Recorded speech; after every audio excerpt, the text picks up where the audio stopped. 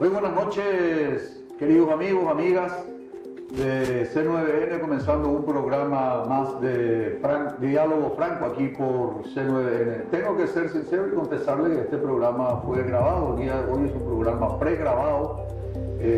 Como todos saben, estamos víspera de la fiesta religiosa más importante del país, la fiesta de Nuestra Señora de Caacupé, Tupacú Caacupé. Mañana 8 de diciembre de feriado, fiesta de guardar. Va a ser una fiesta diferente. Hace un año era una aclamación de gente que estaba viendo, viniendo, yendo directamente 1.200.000, 1.300.000 personas, y la celebración central del 8 de diciembre no bajaba nunca de 100.000, 200.000 personas. Hoy el escenario es totalmente diferente, entonces vamos a compartir con el Monseñor Ricardo Valenzuela, Ricardo Jorge Valenzuela Ríos. Monseñor, buenas noches. ¿Qué tal, doctor Federico? Y un gusto, un placer estar aquí compartiendo contigo. Gracias, Monseñor, gracias por recibirnos hoy aquí en tu casa, la casa del Obispado Caacupé. Queremos que la gente, la audiencia, la que está viendo el programa Diálogo Franco, te conozca. Tu nombre es Ricardo Jorge Valenzuela Ríos, ¿verdad? Así es. Tu infancia, tus padres, ¿de dónde sos, Monseñor? Bueno, yo nací en Asunción, pero mis padres son pilarenses los dos. Se conocieron, se casaron allá. Y como mi papá era militar, entonces ocupaba un cargo importante dentro del colegio militar cuando eso.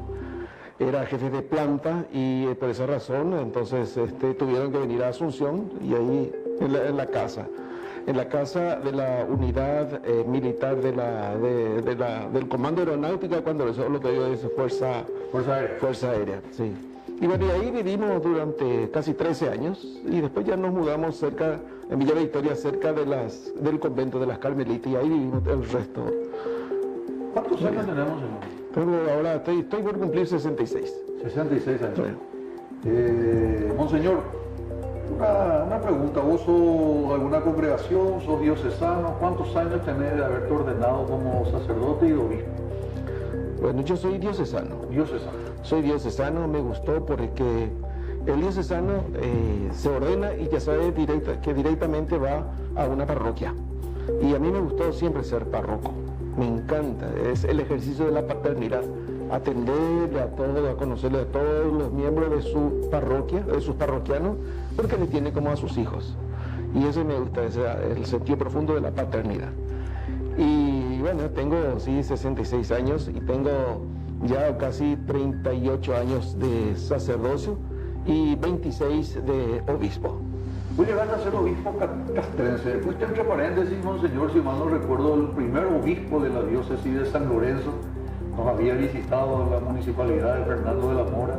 Estuviste en la diócesis de Villarrica, también estuviste como obispo castrense. Llegaste al grado de general de división. Recuerdo que nos encuadrábamos cuando te veíamos general. Sí, así es. Cuando yo me ordené bastante joven, tenía 39 años recién cumplido. Fue una aventura de confianza que tuvo el Papa Juan Pablo II. Él me ordenó de obispo en Roma. Fue uno de los regalos más lindos que recibí, bueno, de Dios. Haber sido ordenado por un santo, de ahí que para mí es una inmensa responsabilidad que llevo sobre mis espaldas, el tener que ejercer bien mi misión como obispo, porque fui ordenado por un santo hoy. ¿Es cierto?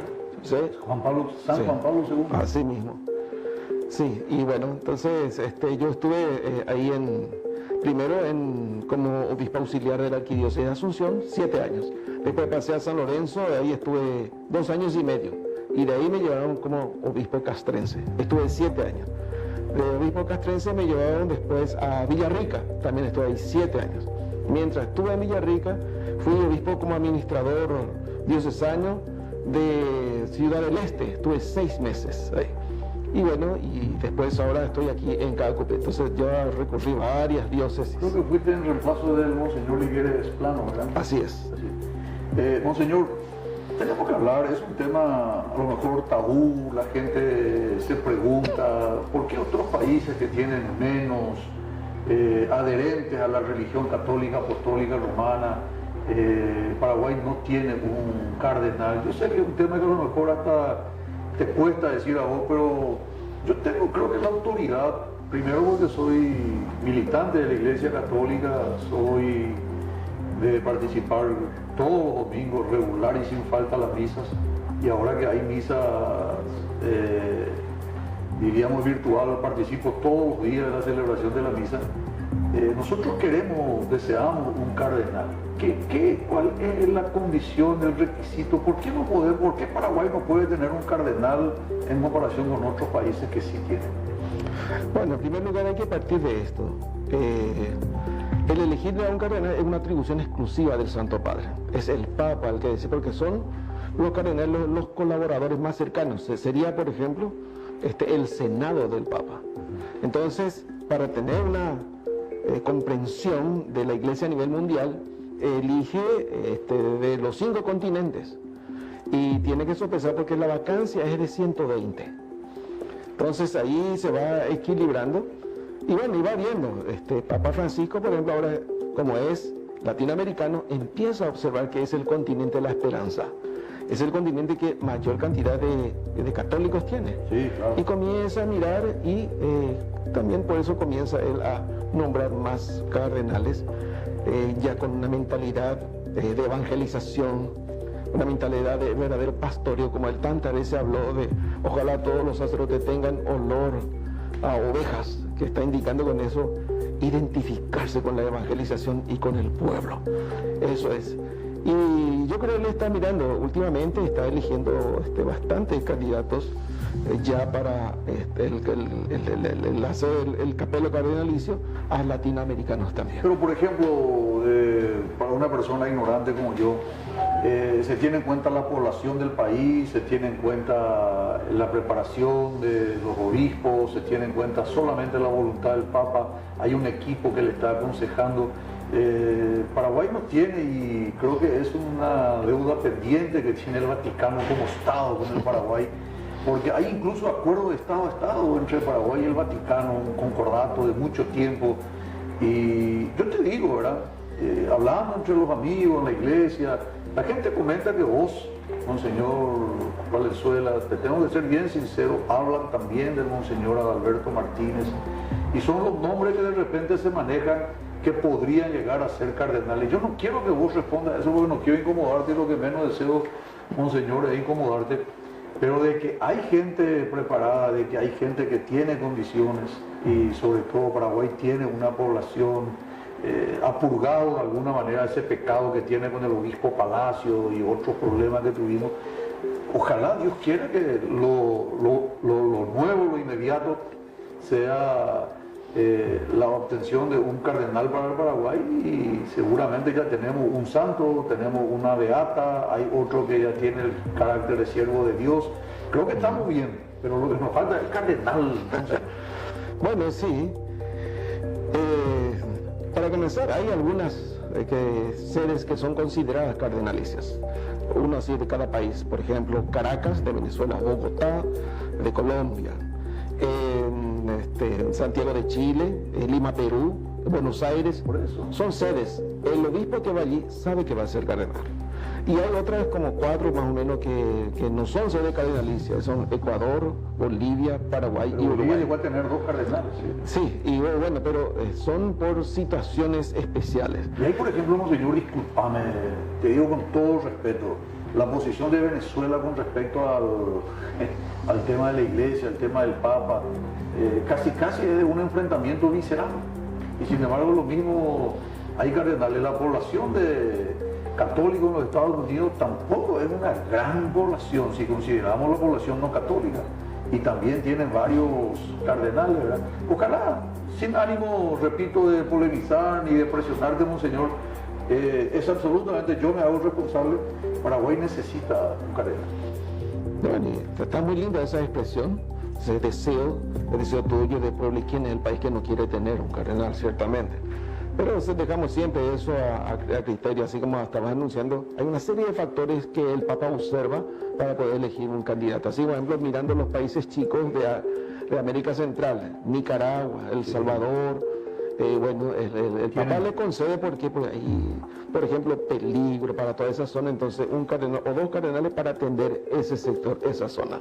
Yo recuerdo que tuve la suerte de participar en la asunción del Papa, la entronización, ¿cómo se dice? La asunción del Papa actual, Sí. Francisco, Sí, sí. como Papa.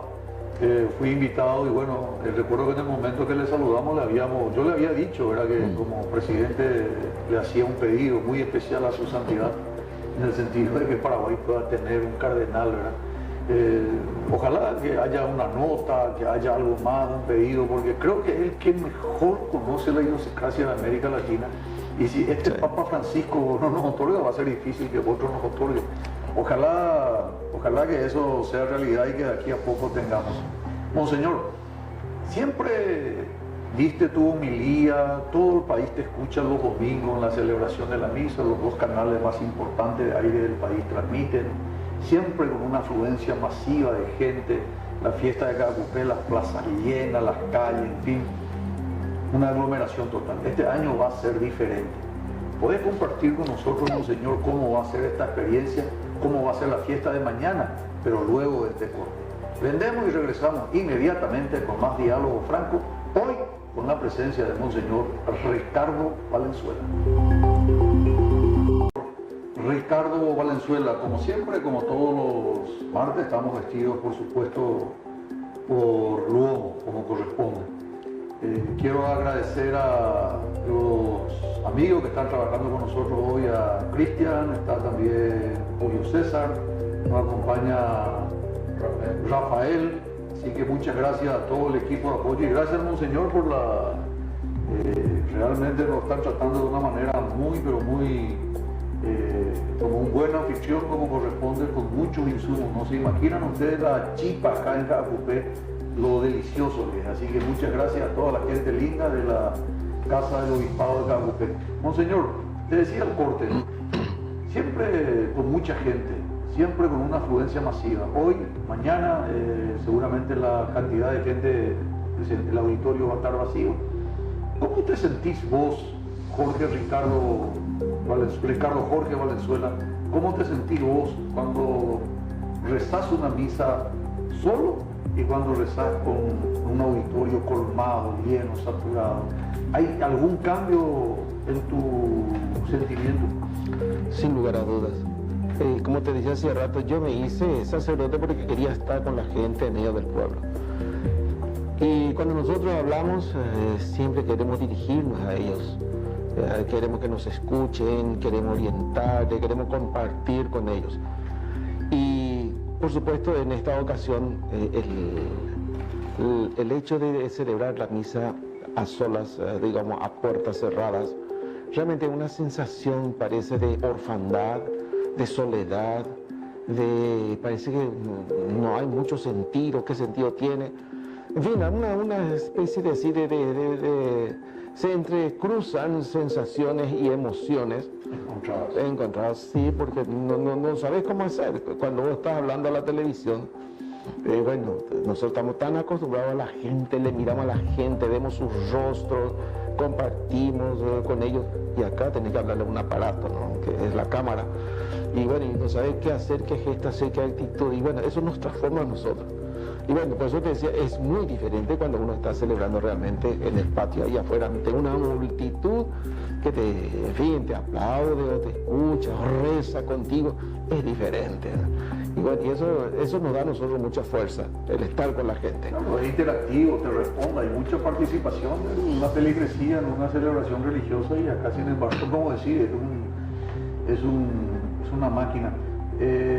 Monseñor, como médico, tengo que expresar públicamente mi satisfacción y mi gratitud a tu gestión como obispo, como responsable de la diócesis de Cacupé, por la decisión de cambiar de actitud. Inicialmente se manejaba la posibilidad que se podía realizar la misa central de mañana, por ejemplo, con 1000 personas que iban a estar previamente agendadas, la novena con otras tantas, la gente que podía venir hasta 3, 4 personas, que no tenían que venir niños.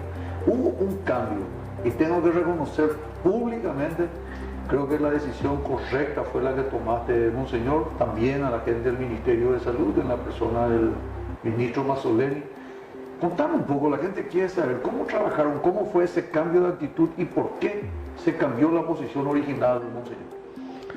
Bueno, sí, en primer lugar recuerdo que en esta misma oficina también vino un día a visitarme el doctor Julio Mazzoleni, el ministro, y estuvimos conversando ya de preparar un poco como una especie de protocolo para la fiesta, pensando meses antes. Y yo le dije, me he visto con mucho agrado eso y le agradecí mucho, entonces él con su equipo entonces comenzó, y varias veces vino la doctora Adriana Amarilla, que era el responsable del área de salud justamente, y con ella y con todo el equipo que tenemos aquí, alrededor de como unas 25 instituciones aquí, y se fue elaborando hasta que salió este protocolo. Resulta que cuando pensamos nosotros ir realizando los preparativos para cómo vamos a emplear ese protocolo, es cuando fui un día a la secretaría de la Basílica y ahí están 2 o 3 secretarias y le dije, ¿cómo va el asunto de los agendamientos? Monseñor, me decían, acá tenemos un problema y no sabemos a veces qué responder a la gente. ¿Y por qué? Y porque la gente que quiere inscribirse o que quiere agendarse, justamente son los que plantean problemas que ellos quieren superar, que el protocolo. Y como, por ejemplo, familias que quieren venir con sus hijos, pero a los hijos le van a dejar afuera y ellos van a entrar en el templo. Y iban a entrar los padres a contagiarse en el templo y los hijos le iban a esperar en el auto. Bueno, seguramente algo de eso, ¿no? Algo así, pero eso es. Pero lo que más me llamó la atención era que quienes más se agendaban, pero con mucha anticipación, son la gente de edad, es decir, de 70 años para arriba. Y que decían ellos, yo toda mi vida vine acá.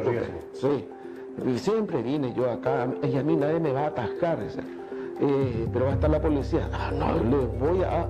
Bueno, entonces, y todo eso les decía, ¿qué le vamos a decir a esta gente? ¿Cómo podemos hacer? Entonces yo le pregunté a ella, ¿y ustedes qué piensan, escuchando todos estos pretextos, estas motivaciones que la gente ponen para pasar por encima del protocolo y venir?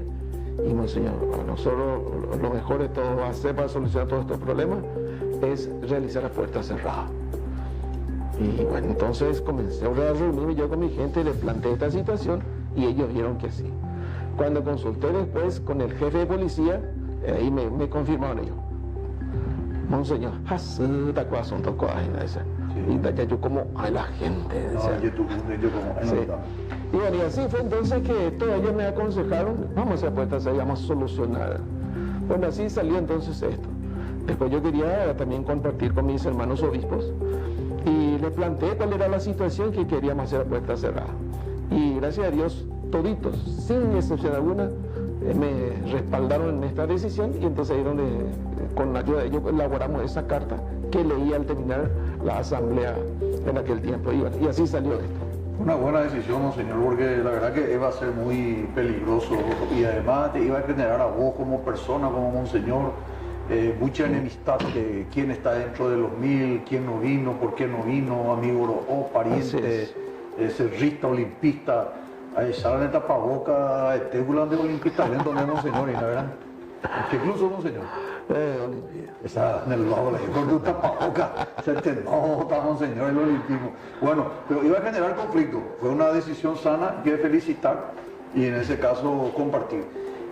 También escuchamos, Monseñor, de que hay inconvenientes todo este tiempo de marzo a diciembre, estamos hablando de 9 meses, Monseñor, 9 meses. La mayoría de la gente dejó de asistir hasta hace 1 o 2 meses a ninguna celebración. Y eso lógicamente genera un agujero grande económicamente acá en la Basílica. Creo que en una de las homilías, en uno de los avisos parroquiales de hace unos días se habló de 450 millones de guaraníes de déficit. ¿Puedes compartir con la audiencia de Diálogo Franco por qué se debe eso, qué concepto es, Monseñor, y cómo se va a recuperar, cómo la gente puede ayudar? Sí, nuevamente sostener esta basílica y todo el personal, eran alrededor de unas 40 personas, funcionarios que tiene la basílica. Y el año pasado, gracias a Dios, con la cantidad de gente que vino, peregrinando hasta acá, dejaron su ofrenda, se tuvo un ingreso bastante importante. Y gracias a Dios que todo eso se guardó como una reserva, pareciera para este tiempo que se iba a venir. Y gracias a esa reserva se fue gastando, pero metódicamente, Tenía como un fondo anticíclico. Sí, exacto, es una gracia del cielo, ¿no? Y bueno, se fue gastando así, de mes por mes, mensualmente, bien, hasta que, bueno, ya estamos llegando prácticamente a los 9 meses y vino el desgaste, digamos, y al mismo tiempo también comenzaron las deudas, porque había que pagar funcionarios sin tener ingresos. Y eso nos llevó a una situación ya un poco difícil. Luz. Y, no, claro, por supuesto, todo eso. Acá teníamos 40 y se redujo a 36 funcionarios. Mucha gente busca ayuda social también acá. También, eso sí, todo eso. Y por eso pedíamos también a veces colecta para poder dar a la gente. Y así fue que llegamos hasta hoy y el déficit que se tiene es ciertamente de 450 millones de guaraníes. Y hicimos préstamos de un banco que pudimos conseguir y eso entonces nos ayuda a llevar por unos meses más y pensamos que una vez que pase un poco todo esto, ojalá la gente pueda volver y volver a tener un poco otra vez de ingreso. Y la gente que participa, el pueblo paraguayo es mayoritariamente luego católico y sabe que son dos conceptos básicamente.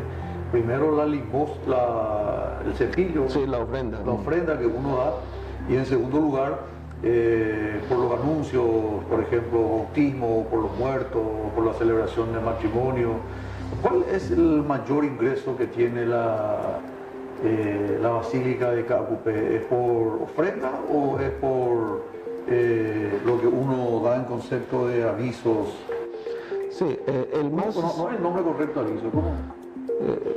Bueno, en realidad nosotros no tenemos ese tipo así de anuncios, de avisos. Pero tiene un nombre cuando uno, por ejemplo... Intenciones. Intenciones, perdón. Sí. Es el término. Sí, las intenciones.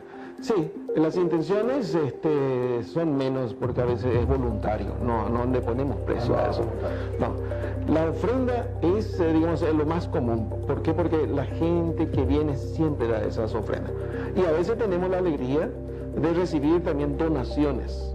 Nos donan, por ejemplo, 10 millones guaraníes o a veces 15, pero esos son así de manera muy esporádica. Y como la gente viene, las ofrendas son las que más ayudan a sostener y eso es lo que va siempre en aumento y es lo que sostiene realmente a todo lo que es la basílica. Y con eso nos vamos manteniendo así, simplemente. Muchas personas, yo me incluyo en primer lugar, monseñor, por ejemplo, me iba antes a hacer gira política y me iba a Caguazú, me iba a Ciudad del Este, me iba a algún lado y pasaba siempre por acá, me quedaba siempre a rezar. Y siempre hay oportunidad para colocar algo. Todo eso se perdió, más aún la gente que venía. Ustedes tienen tabulado en una fiesta, en una festividad normal de Caacupé, normal, antes de la pandemia, ¿cuántas personas pasaban por la Virgen? Sí, el récord para nosotros fue el año pasado. ¿Cuánto fue? El ingreso total. No, el número de personas. De personas, sí. Supera los 1 millón, ¿verdad? Sí. Mira, el lapso más o menos, ponerle casi un mes. Un mes. Casi un mes. Pasaron el año pasado alrededor de 4.500.000 personas. 4 millones. Sí. Y el año pasado también, del 7 al 8, la víspera hasta la hora de la misa siguiente, más o menos estuvieron alrededor de 1.300.000 personas. Solamente esa noche, ¿no? Para que la gente tenga idea, más o menos un mes antes, desde el 8 de noviembre hasta el 8 de diciembre, 4.500.000 personas, y en la víspera, al día, 24 horas, 1.300.000 personas. Hoy, mañana esto va a estar, lógicamente, sin gente, va a estar vacío. Pero es el modo COVID de vivir y es la responsabilidad que tenemos, monseñor. No hay manera de eludir esto. El hecho de que se permita celebrar en casi todas las parroquias del país, tengo entendido que mañana va a haber también una misa en la Costanera, en Asunción, creo que en toda la arquidiócesis de Asunción, la de San Lorenzo y en la del resto del país. Luego de la misa central de Caacupé, la gente va a estar compartiendo en su parroquia la misa y de alguna manera se va a perder. Pero usted lo necesitaba Caacupé, la gente quiere venir, quiere la chispa, el mosto, el pirí, las compras, es una tradición. Esa pobre gente también fue perjudicada, no sé. Mira, te cuento las razones fundamentales por las que quiere venir la gente.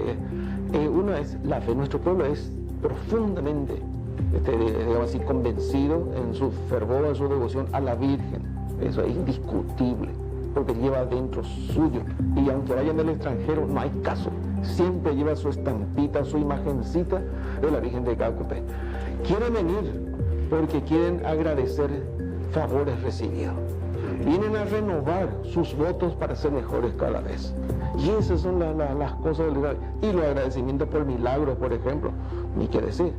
Nosotros acá recibimos permanentemente, por ejemplo, te digo, estos días, por motivo del COVID que hacemos a puerta cerrada, recibimos nosotros mensajes que bueno, vienen, por ejemplo, de España, de Roma, de Buenos Aires, de aquí de la frontera. Sí. Ayer justamente recibí de Puerto Iguazú.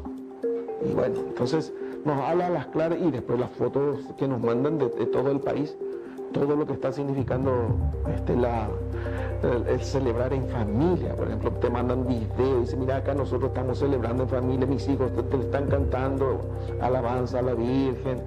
Y bueno, es una cosa que a mí en ese sentido me pone muy contento. Digo, lo que es nuestro pueblo realmente le quiere a la Virgen de Caacupé. Ojalá y justo.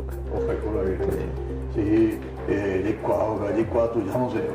Nosotros tenemos que ir a otro pequeño corte, vamos a vender y regresamos inmediatamente con el Monseñor Ricardo Valenzuela.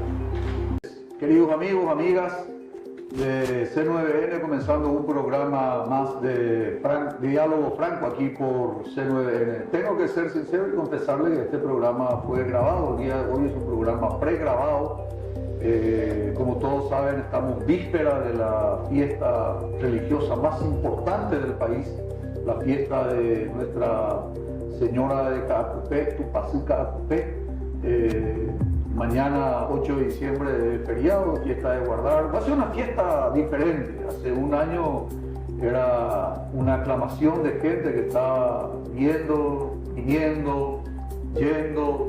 Directamente 1.200.000, 1.300.000 personas, y la celebración central del 8 de diciembre no bajaba nunca de 100.000, 200.000 personas.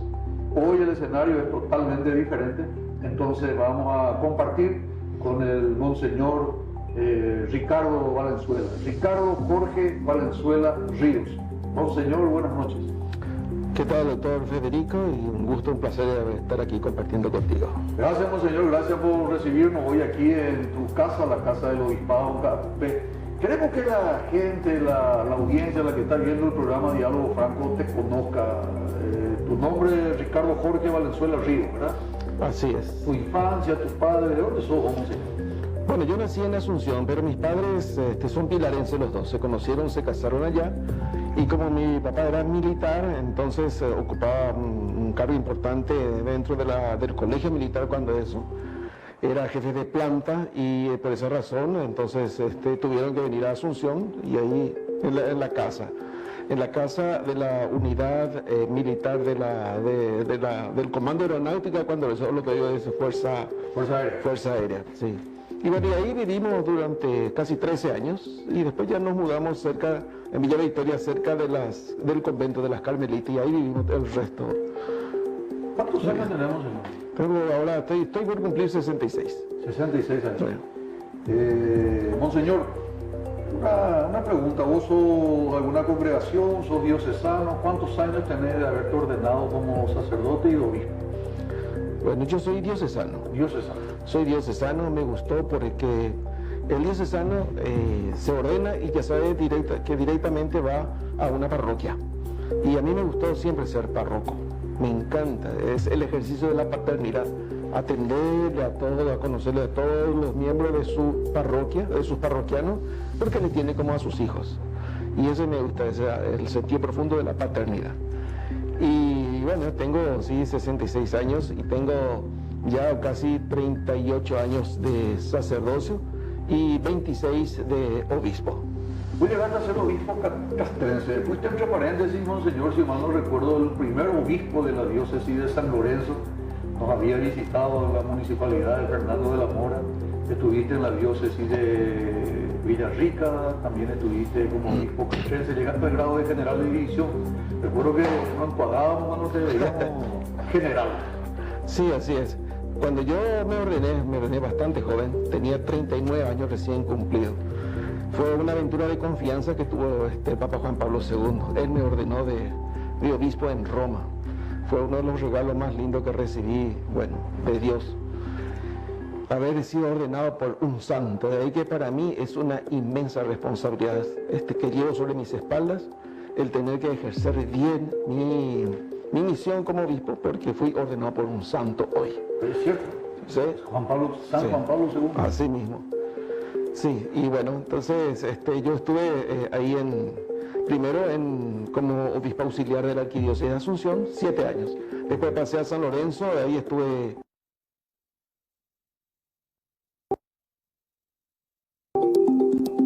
Estamos de vuelta aquí en Diálogo Franco, hoy con la presencia del Monseñor Ricardo Jorge Valenzuela Ríos.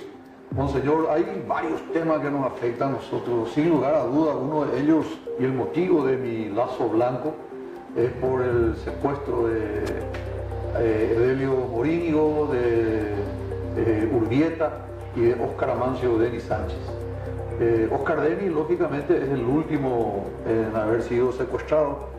Fue compañero, estuvimos juntos en el gobierno, ocupó varios cargos. O sea, le conozco más, en honor a la verdad, a Óscar Denis que a los otros 2 hermanos que están secuestrados. Entonces, por eso y por el hecho de que fue vicepresidente, seguramente vos también lo habrás tratado. Ocupó varios cargos, diputado, gobernador, senador, ministro de Agricultura. Para la Iglesia es un problema la situación de la inseguridad y del secuestro en el norte, Monseñor. Sí, sin lugar a dudas, es así, es sumamente doloroso. Este es un acto de extrema violencia en cuanto a la persona se refiere, arrancarle del seno de la familia y tenerlo así. Y lo más grave es que no sabemos muchas veces por qué razón, porque no hay ninguna solicitud, no hay ningún pedido, no hay dinero, no hay pedido otra cosa. Acá pidieron ellos la liberación de 2, lo cual es imposible, Monseñor. Yo sé que vos sos hombre de iglesia, solés escuchar muchas confesiones, pero pidieron la liberación de 2 de sus líderes que están presos y que están a cargo de la justicia, no depende del presidente. Así mismo. Esa fue su demanda. Sí, es tremendo, ¿no? Es tremendo y, por supuesto, sumamente doloroso todo esto, porque utilizar esa forma o ese medio para conseguir algo que no se puede, entonces es crear un abismo muy difícil y no sé si es que habrá posibilidad de diálogo, por ejemplo, ¿no? Ahora mismo, Monseñor, hay una posibilidad. La familia Denis pidió para que la Iglesia pueda interceder. Tengo entendido que el obispo de Concepción está operando, se encuentra con él también el reverendo Pablo, como se lo conoce, Pablito, nomás la gente lo llama, que es de la zona, que conoce a los familiares del EPP, en fin, tiene algún tipo de contacto. Entonces la familia Denis pidió por ella y creo que la Iglesia agarró los guantes y va a llevar adelante, va a intentar este diálogo, este acercamiento, a ver si hay alguna posibilidad, porque estamos completando, creo que el 9, el 10 se completan 90 días, Monseñor, mucho tiempo, y un peón que fue muerto, unos días después del secuestro de Denis, su celular aparece en manos de los que fueron abatidos posteriormente. O sea, hay relación directa entre la muerte del peón, que ocurre 4 o 5 días, 6 días después del secuestro de Óscar Denis. El peón es asesinado, el celular se encuentra en manos de uno de los abatidos.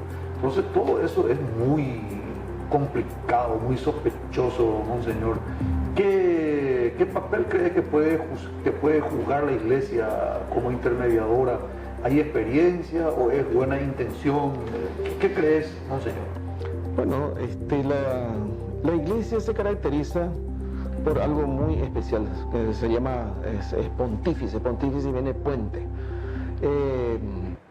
La Iglesia siempre quiere ser puente en la medida de sus posibilidades con todo esto, como siempre sucedió. Siempre hubo este puente, digamos así, de un lado a otro para lograr un diálogo en la medida de lo que se Recuerdo un puede hacer. caso reciente, el de Chile, Argentina, el conflicto de Beagle, que pidieron la participación papal, que actuó, como vos decís, como puente. Sí, el canal de Beagle era un cardenal, no recuerdo el nombre, que después de mucho dialogar, se consiguió y creo que se superó una posibilidad de crispación. Se salvó. Sí, y así en muchos casos. Y bueno, y ahora nos toca a nosotros ver esa posibilidad. Ahora acá es mucho más complejo, porque parece ser que es con un grupo que no está tan apto para dialogar, sino utilizar solamente, parece, la fuerza o no sabemos, no le conocemos, digamos así, en ese sentido.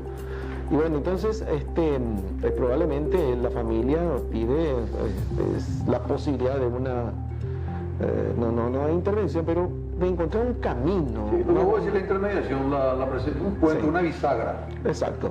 Entonces, y bueno, sí, es que ellos están dispuestos y me refiero, por ejemplo, al obispo, recoge esta inquietud y tiene un sacerdote que conoce la zona, conoce las posibilidades, el tipo de costumbre que tienen en esa zona. Y si él acepta, porque siempre hay que apelar a la libertad, que no se sienta coaccionado, porque así las cosas no salen. Uno tiene que sentirse libre en asumir un compromiso así. Sí, me imagino que si la iglesia acepta, también le tiene que dar la garantía, porque yo creo que eso se tiene que hacer con los familiares del EPP. Va a ser muy difícil hacer con los del EPP propiamente dicho, ¿verdad? Tendría que ser con los familiares, hay que darle la garantía que no haya ningún tipo de atropello, de ataque, de intervención de las fuerzas de tarea conjunta.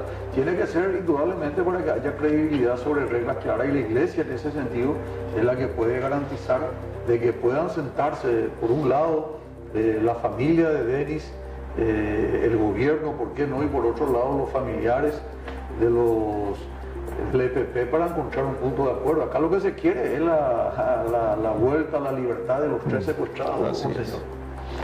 Sí, y me preguntaste hace rato si había experiencia. Aquí, digamos, en ese sentido no, creo que no. Pero después, en tiempos de la dictadura, por ejemplo, se buscó después el famoso diálogo nacional. Fueron todas etapas importantes de madurez también para llegar un poco siempre a una solución de algo. Pero este caso ya es difícil cuando hay armas de por medio. Experiencia en otros países sí, por ejemplo en Colombia. En Colombia hay pequeños grupitos de sacerdotes que les gusta este tipo de intermediación. Y ellos también dialogan, procuran, y son esos sacerdotes que van y entablan diálogo, primero con los familiares y con otros, para poder lograr. No sé cuál habrá sido el resultado, pero algo se habrá logrado, yo digo, ¿no? Por la confianza también que tiene la ciudadanía con la institución, la Iglesia Católica, por algo, una institución que perdura hace más de 2000 años. Monseñor, cambiando súbitamente de tema, esta pandemia, la cantidad de gente que está sin trabajo, los inconvenientes que hubieron en las compras, adquisiciones de insumos, equipamiento, ¿cuál es tu mayor reclamo? Me imagino que mañana en tu homilía va a tener un espacio todo lo relacionado a esta pandemia. ¿Cuál es tu reflexión, Monseñor?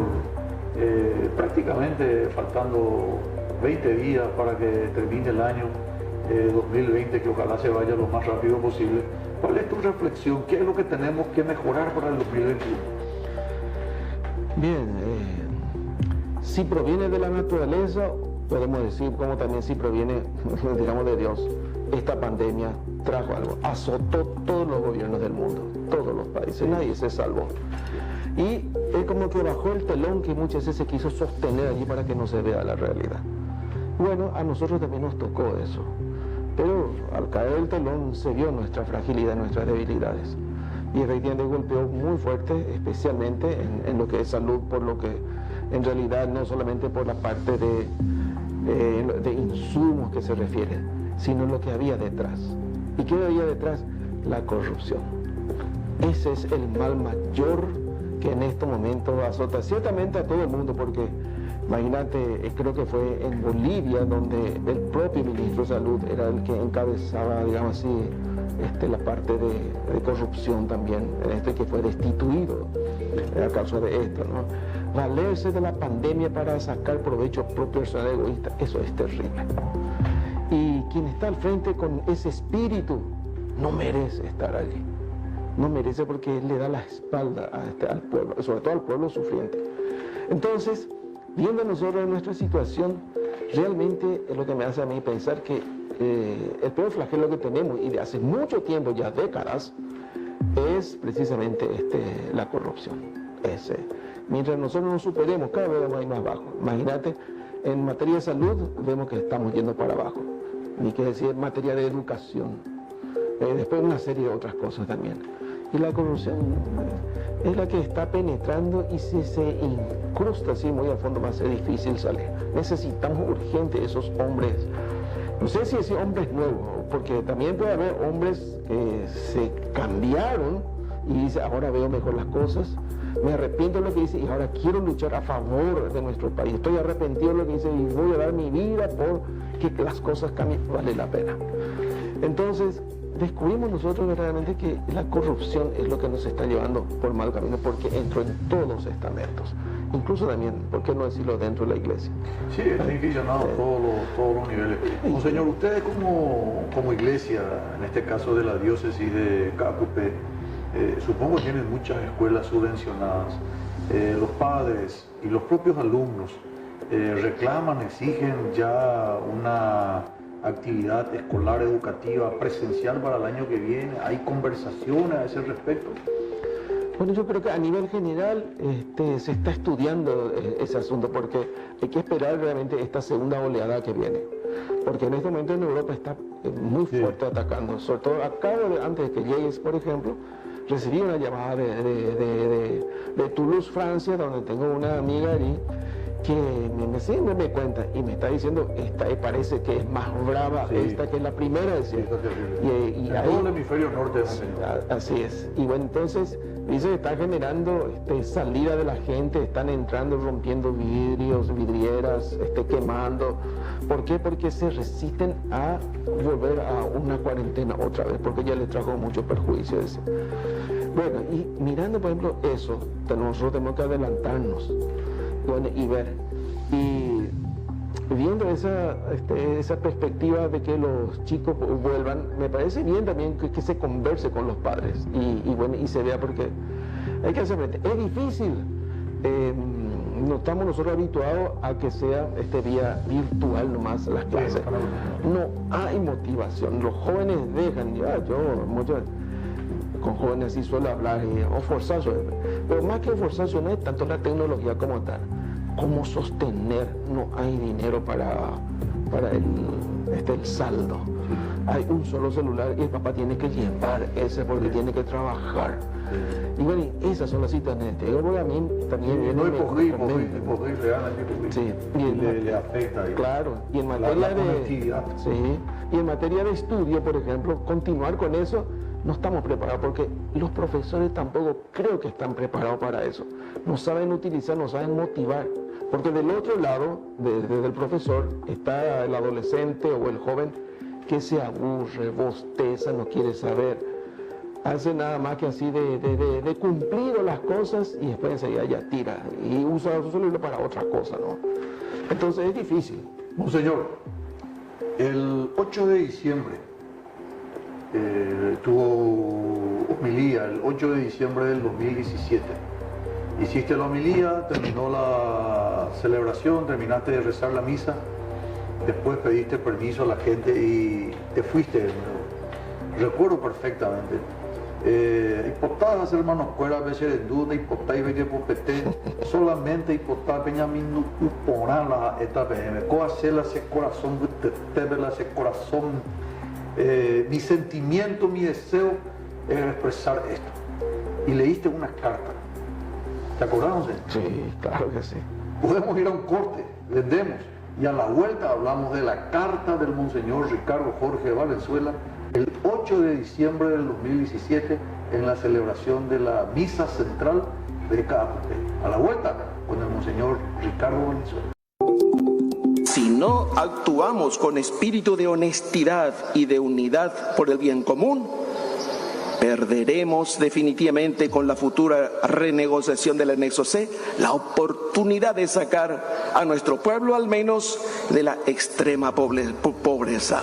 Por ello, para el 2023 solicitamos que los que nos representan actúen con la máxima claridad, habilidad, hondo patriotismo y de cara al pueblo. Y casi en forma profética, Monseñor, dijiste ese 8 de diciembre del 2017, 8 días antes de las elecciones conjuntas de los partidos internos para elegir candidato a presidente de la República, de que no confiabas una buena revisión de Itaipú.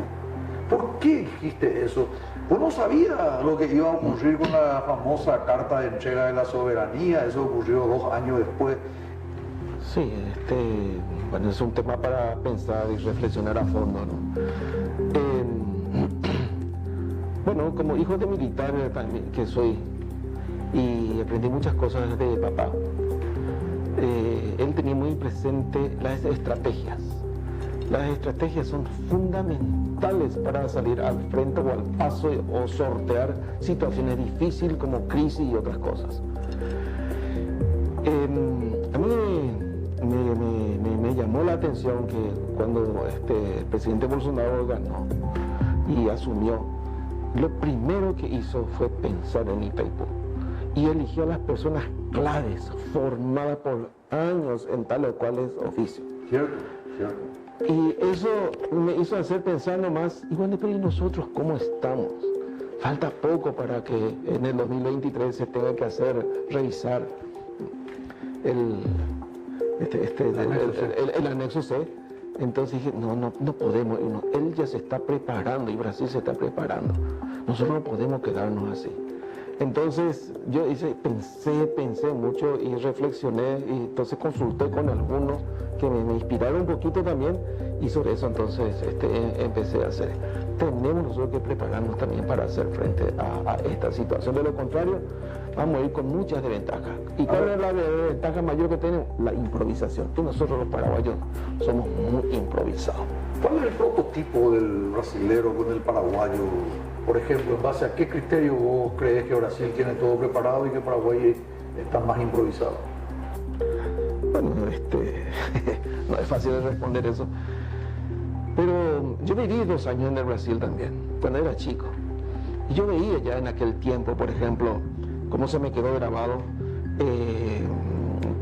era del club del Flamengo. Me gustaba el Flamengo. Sí, en Río. Y yo veía los partidos y veía, por ejemplo, cuando jugaba Pelé, Garrincha, Tití, Babá, todos esos jugadores. La perfección con que ya, estos no van a llegar así, estos no son absolutamente nada improvisados. O sea, decía yo, ¿cómo lo que saben jugar? O mayor del mundo. Y bueno, y entonces una vez le escuché yo a Pelé. Y Pelé hablaba que precisamente él desde chico comenzó a jugar, pero a él le ayudó su cultura y su ritmo, que es la samba. Dice, yo cuando practico, hago al ritmo de samba, entonces yo tengo esa movida que le da, ¿no? Y yo recuerdo una vez, le preguntaron a Pelé, Pelé, díganos, ¿qué piensa usted del jugador paraguayo? Interesante su respuesta.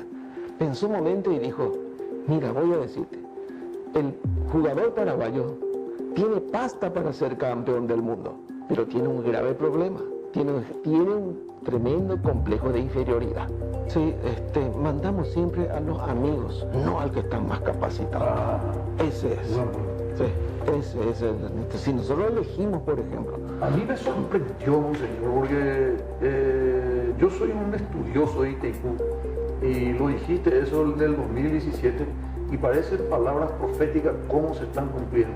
También dijiste tus dudas respecto al Poder Judicial, de que no estaban actuando bien, que la justicia se hizo para proteger a todos los desvalidos, de que la justicia no se hizo para hacer justicia por mano propia, sino que intervenga definitivamente Astrea, y la justicia tampoco ha cumplido su cometido, Monseñor. Sí, y eso se ve, ahora yo creo que se ve con mucha más claridad todo lo que está pasando. porque ese se le condena porque le toca un pecado muy grande, una falta muy grande, y porque tiene arresto domiciliario nomás cuando tiene que tener mejor varios años. Cosas así pasan. Es muy selectiva la justicia. Un poco parece, da esa impresión, ¿no? Y te digo eso porque mira, acá la gente, la cantidad de pedidos que vengo yo para interceder, ver si se puede hablar con esto, que es doloroso escuchar eso, ¿no? Los parlamentarios son quienes representan al pueblo ahí en el Congreso. Pero es doloroso, ¿por qué tanta gente van allí justamente a protestar? Le hemos elegido para que nos representen y solucionen el problema, pero ustedes solucionan sus problemas y le dan la espalda al pueblo. Y eso es lo que ya no les perdonamos. Y bueno, imagínate que uno salga de la cárcel, qué sé yo, por ejemplo, y dice, me voy a candidatar ahora para tal cosa. Eso ya es, digamos, lo máximo, ¿no? Monseñor, tenemos que cerrar la programación. Infelizmente llegamos al tiempo establecido. Mañana va a ser tu homilía. No es ético que te pida en qué va a consistir tu homilía, ni mucho menos. Pero una reflexión tuya, final, para el pueblo. Esa cámara te está observando. ¿Cuál es tu mensaje al pueblo paraguayo, a los devotos de la Virgen de Caacupé? Bueno, fundamentalmente, como es el Día de la Virgen, pensar que tenemos una madre que nos ama, una madre que nos acoge dentro de todo el dolor y sufrimiento que tenemos, de las frustraciones a causa de la no buena dirección de muchas de nuestras instituciones y de aquellas personas a quien le ha depositado su confianza y no le devolvieron por lo mismo. Entonces la Virgen le espera a todos, les quiere bendecir a todos. Ese día vamos a celebrar en nuestras casas, vamos a honrarla y alabarla allí, y de esta manera vamos a tener la esperanza con toda seguridad de que pasada esta tormenta vendrá un momento de mucha calma, paz, tranquilidad, serenidad, unión entre todos los miembros de la familia, y tendremos así por lo menos un país que está comenzando a resurgir de esta situación. Así que para todos ellos entonces una bendición, y que bueno, el Señor nos dé la ocasión, la oportunidad de salir adelante de esta crisis por la cual estamos pasando todos. Creo en el hombre paraguayo, sé que amamos nuestra patria, y es el momento de sacar a relucir las mejores cualidades, talentos que tenemos para que nuestro país verdaderamente sea grande en el conjunto y en el concierto de las naciones. Estuvimos con el Monseñor Ricardo Jorge Valenzuela Ríos, mañana fiesta de Caacupé. Muchas gracias. Si Dios y la Virgen permiten, nos volvemos a escuchar y a ver el próximo lunes aquí por C9N. Muchas gracias. Muchas gracias, Monseñor. Dios te bendiga y te guarde siempre.